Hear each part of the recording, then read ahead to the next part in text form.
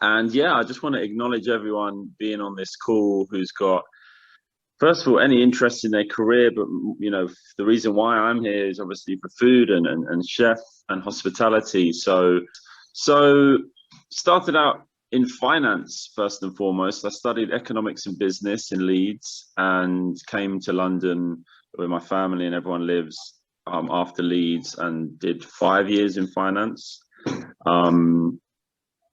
Being from a Arab household, my dad wanted me in a stable job, stable income, safe, everything's safe, and none of these distractions in inverted commas.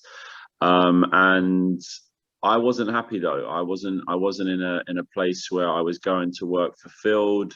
Yes, I was receiving a monthly paycheck, but I wanted more from life and I wanted more for myself. And I knew I could contribute more than what I was doing. And don't get me wrong, people who are in the corporate finance world have carved out incredible careers for themselves, but like me and my heart, it wasn't there. And food was always a big distraction. Very passionate cook. My dad's Iraqi, so I grew up eating incredible Iraqi food, but it wasn't out there in the London food scene to the level in which I knew it could challenge like pretty much like any cuisine out there.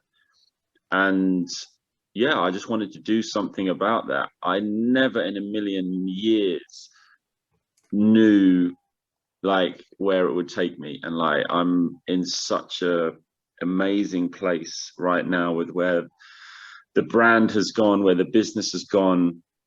Like, I feel so privileged. I feel so grateful to fly the flag for Iraqi cuisine, and to just to share our culture and our traditions through food.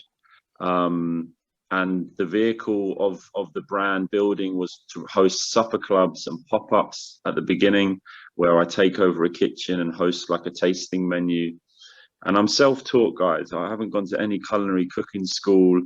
I've just learned recipes myself. I learned them from my family, and I'm still learning now. I'm 37 years old.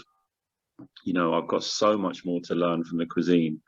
So don't be at all, don't let anything like that put you off if you're thinking, because like cooking school, I think it's like, some of it's like, I think £20,000, some basic cooking school packages. So I couldn't afford that money. So yeah, I just like learn in kitchens. I just asked restaurants to just work for free. And I learned very, very quickly about not even Iraqi food or Middle Eastern food, like just cooking in general, cuisines in general, but it's really important to get kitchen experience. And then fast forward to now, I've got my own stall at Borough Market. I was just on BBC One yesterday morning on Saturday Kitchen. Like, I'm pretty speechless, to be honest, of where everything's gone and how well everything's gone. But it's hard work. I'm going to tell you that now. Like, it's very, very hard work. So yeah, be prepared for that. I really do love cooking dolma. It's got everything. It's got theatre. It's got the wow factor. It blows people away when they eat it, and it evokes so much memories and history and nostalgia for so many of us who like know Iraqi food. So I really enjoy cooking that. If I'm not cooking Arabic food, I'm very simple at home. I just love a piece of fish and some vegetables. What's the best way to make a tasty steak? Okay, really, really hot pan, very hot pan at home. Get steak from the best butcher that you can find. Halal butchers are, definitely out there on the high street, but just ask them to, really get you like the best possible cut of meat, whether it be ribeye or sirloin or rump. And I like to rub the steak in olive oil and then season it generously with salt. And then just, as I say, hot pan. And it depends how you like your meat cooked. Lots of people like it pink, but if you like it well done, you probably need to cook it for longer. What's the longest time I've spent making one dish?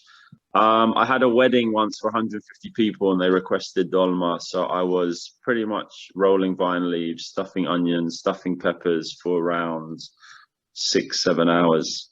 Kubba as well, actually.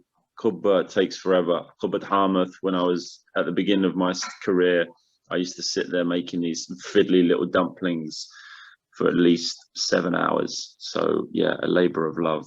Yeah, so many setbacks, so many breakdowns. Thanks for that, Hadi. Great question. Yeah, there's so many times that I've messed up, so many times that things didn't go to plan.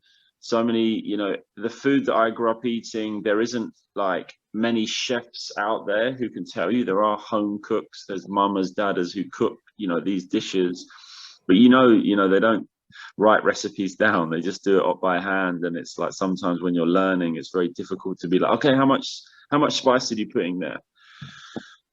So with that, it's yeah, there's just don't be frightened to make mistakes. Cooking and food is all part of that. So yeah, it's one thing I will say. Where do you get the idea of becoming a chef? I just knew I loved food. I loved eating it. I was a massive foodie. I loved kind of being out there on the front line and eating in restaurants. And yeah, I just really knew as well that there was a huge gap in that market of Iraqi food. Like there were some restaurants, but it was something that I knew I wanted to bring to the mainstream, and that is something I don't think anyone has done. Iraqi restaurants that are here, they're not like being pushed to like the Western audiences as much as I think they could, and I really wanted to do that. And slowly, I'm achieving that. And I went through a big, a long and difficult journey with my family, because it was a step backwards for me to become a chef in their eyes.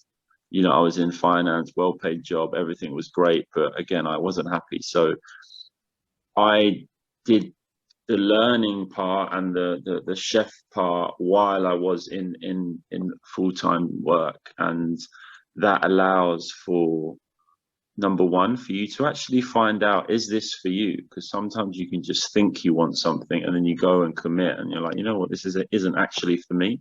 So by having two different jobs, like your stable job and then maybe your chef job on the side, you can really like just gauge exactly like, is this for you? And then for me, it was great because I just wanted more. I was using my holiday work, like my holiday money and holiday, you get given holiday in the office world, and I was just using that and spending my time in kitchens, and then it was just constantly like, okay, I love this, I want to do this more. So yeah, manage your time efficiently, and you hopefully get weekends off and maybe use that time to learn and to hopefully get some extra income. What stage in your career were you most proud of yourself? Honestly, yesterday was a monumental moment, like to be on BBC One on primetime television, showing the world, showing the Iraqi cuisine. It was a real special moment for me, and I can already see and feel that it's opening up so many doors, because yeah,